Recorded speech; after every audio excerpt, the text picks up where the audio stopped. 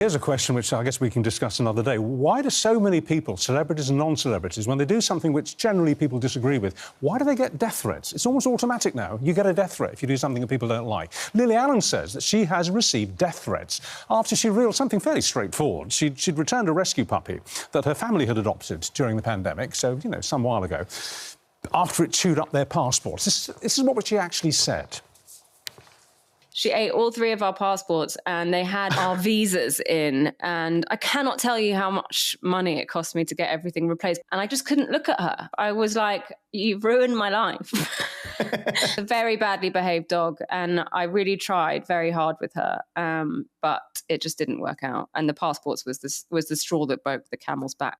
Well, animal rights group PETA responded to the singer saying pets should never be treated as accessories. But if an owner feels that they just can't basically get on with the new pet in their life, is it OK to send them back and give them, the pet, another chance? We're joined by PETA spokesman Jennifer White, hello again, and former Apprentice star Simba Rambiwa, who is currently trying to rehome his pet rabbit. Well, that's a rabbit hole we'll dive down in a couple of minutes.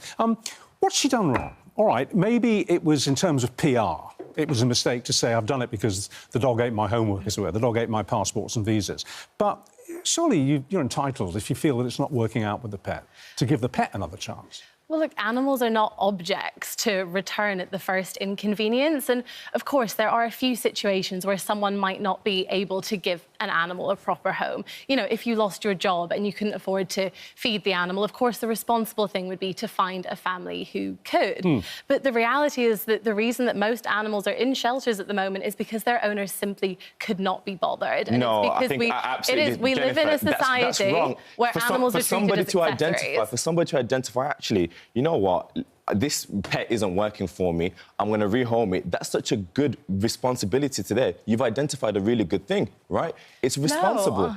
You know, Lily Allen did the right thing there. This pet can't be in my house anymore. I can't love it. Let's rehouse it to a place where it's wanted and loved. But animals are individuals. They all have their own personalities. It's not going to be easy, you know, plain sailing every day. Just to be fair to Lily Allen, because I know you said this was sort of the first inconvenience, she had there said it was the straw that broke the camel's back. There had been a number of incidences, and I looked into what she'd said about it, and she did actually consult an animal behaviourist as well. So there were ongoing issues. So do you think from that point of view, if they just aren't suited, for whatever reason, if they weren't able to be there, or there was something about their lifestyle or the way that the dog was behaving? Well, where there's a will, there is very often a way. And the problem of having this idea that animals are accessories that can be bought on a whim and then returned the second that you know, there's a perceived inconvenience, that's why we are in an animal overpopulation crisis in the UK, with tens of thousands of dogs alone waiting for Jennifer, a forever right, home.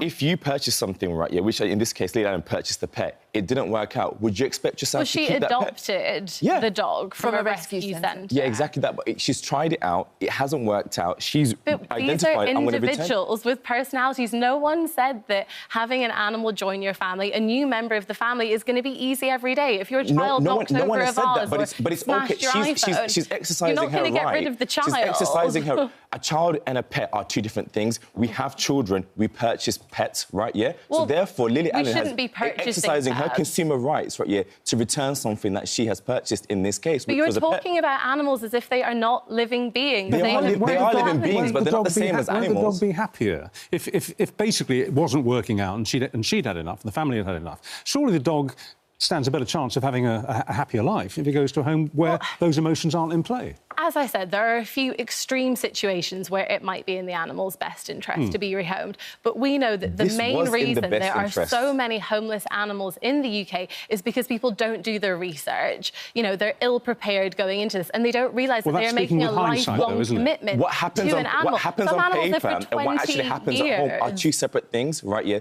things don't always match. Lily Allen has done the right thing. She's given this dog the best possible chance to have the best possible home. It wasn't right with her. So what's wrong with that?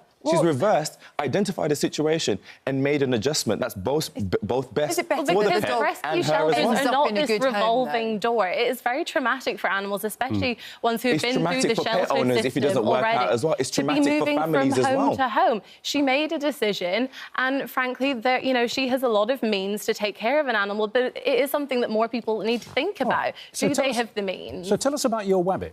Yeah, so my rabbit, for example, I had my rabbit, yeah?